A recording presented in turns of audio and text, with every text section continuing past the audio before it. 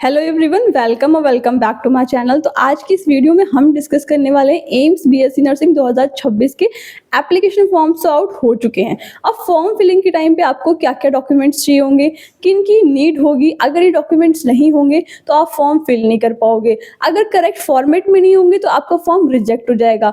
तो please video को and तक देखना, कहीं भी स्किप मत करना। और हाँ, अगर चैनल पे नए हो और आपने अब तक सब्सक्राइब नहीं करा है तो जाओ जाकर के सब्सक्राइब कर लो, बेल आइकन को भी प्रेस कर लो, क्योंकि इस चैनल पे आपको हर एक अपडेट सबसे पहले और करेक्ट फॉर्मेट में मिलता है। तो आइए दोस्तों, स्टार्ट करते हैं वीडियो।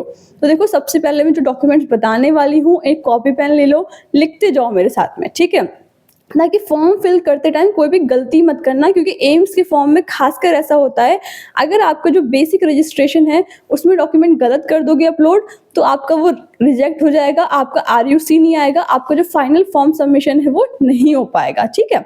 तो सबसे पहले देखो, फोटोग्राफ कैसी होनी चाहिए। तो फोटोग्राफ में आपकी कलरफुल फोटोग्राफ होनी चाहिए, आपकी अपनी होनी चाहिए और साथ में वाइट बैकग्राउंड में होनी चाहिए, ठीक है। नंबर 1 तो हो गया फोटोग्राफ का। अब बेटा नंबर 2 आता है आपका सिग्नेचर का, कि सिग्नेचर कैसे होने चाहिए। तो बेटा सिग्नेचर आपने वाइट शीट पे करने हैं, रनिंग हैंड से करने हैं, ठीक है। सिग्नेचर जो होंगे वो आपके रनिंग हैंड के सिग्नेचर चलेंगे और आपके ही सिग्नेचर चलेंगे। और एक चीज ध्यान रखना, सिग्नेचर वही करना जो आपके ऑफिशियल हैं, जो आप सारे ऑफिशियल काम में करते हो, ठीक है। इस चीज का ध्यान रखना। अब नंबर 3 आता है आपका लेफ्ट हैंड का थंब इंप्रेशन लगाना है, ठीक है।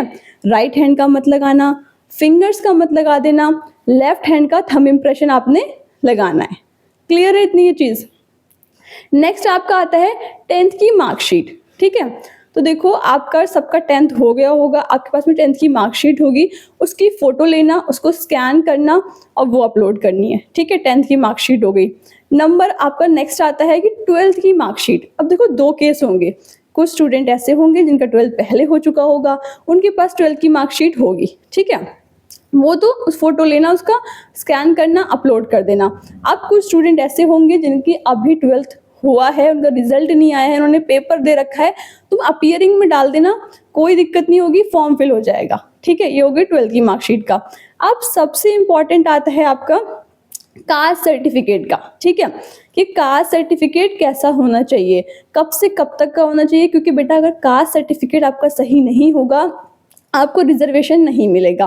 और अगर रिजर्वेशन नहीं मिलेगा तो हो सकता है कि आपके जो मार्क्स है ना, वो आपकी ओबीसी कैटेगरी, आपकी एससी कैटेगरी, आपके एसटी कैटेगरी के तो कट ऑफ में आ रहे हो, लेकिन जनरल की नहीं आ रहे हो। क्योंकि आप सबको पता है कि जनरल कैटेगरी यूआर की जो कट ऑफ होती है वो काफ़ी हाई जाती है, ठीक है। इसलिए कैटेगरी सर्टिफिकेट अभी से अपने ठीक करा लो। तो देखो, जो एससी और एसटी कैंडिडेट्स है ना, उनके लिए कोई इशू नहीं है। बस एक चीज़ ध्यान रखना कि आपका जो सर्टिफिकेट है वो सेंट्रल फॉर्मेट में होना चाहिए, ठीक है। ध्यान रखना, जो एम्स है ना आपका, वो सेंट्रल गवर्नमेंट के अंडर में आता है। क्लियर है इतनी ये चीज़। तो आपके एससी और एसटी कैटेगरी में डेट्स का नहीं है, सिर्फ सेंट्रल फॉर्मेट में होना चाहिए, आपका सर्टिफिकेट चल जाएगा। अब नंबर 2 आता है OBC candidates, non creamy layer और ईडब्ल्यूएस कैंडिडेट, यानी कि इकोनॉमिकली वीकर सेक्शन। ऐसे बच्चे जिनकी पेरेंट्स की जो आपकी इनकम है पूरे ईयर की वो 8 लाख से कम है, ठीक है। उनके लिए 2 केसेस हैं। नंबर 1 आता है कि 2025 का आपका जो ओल्ड सर्टिफिकेट है वो, ठीक है। 2025 का है अगर आपका सर्टिफिकेट, ओल्ड 1 है तो बच्चों देखो डेट लिख लो, ठीक है। बता रही हूँ, उस डेट को लिख लो। अगर आपका ओल्ड 1 है बेटा, 1 अप्रैल 2025 से लेकर के आपका सर्टिफिकेट 31 मार्च 2026 तक का है, ठीक है। 1 अप्रैल 2025 से 31 मार्च 2026 तक का है। तो जो सर्टिफिकेट है उसकी फोटो लो, अपलोड कर दो, कोई प्रॉब्लम नहीं होगी, ठीक है।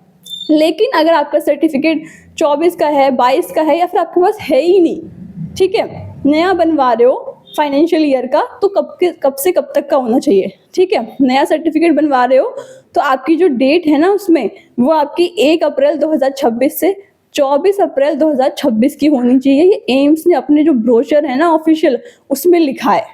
क्लियर है इतना। जो इश्यू डेट है आपकी वो 1 अप्रैल 2026 से 24 अप्रैल 2026 की होनी चाहिए। तो ये 2 डेट से इनको भी इंक्लूड कर लेना, ठीक है। ये दोनों डेट्स इंक्लूडेड है। तो आई होप कि आपको समझ आ गया होगा कि डॉक्यूमेंट्स कौन कौन से अपलोड करने हैं, किस फॉर्मेट में करने हैं, और जो भी सर्टिफिकेट्स हैं सारे सेंट्रल फॉर्मेट में होने चाहिए, ठीक है। तो अगर ये वीडियो आपको अच्छी लगी हो, आपके लिए हेल्पफुल रही हो, तो प्लीज़ इस वीडियो को ज़्यादा से ज़्यादा लाइक करना, शेयर करना। चैनल पे नए हो और आपने अब तक सब्सक्राइब नहीं करा है तो जाओ जा करके सब्सक्राइब कर लो, बेल आइकन को भी प्रेस कर लो। कहीं पे कोई क्वेरी है, कोई डाउट है तो मुझसे कमेंट सेक्शन में पूछ लेना, लेकिन गलती मत करना, ठीक है। इंस्टाग्राम पे फॉलो कर लो, टेलीग्राम ग्रुप को ज्वाइन भी कर लो। मिलते हैं नेक्स्ट वीडियो में, तब तक के लिए thank you and have a nice day.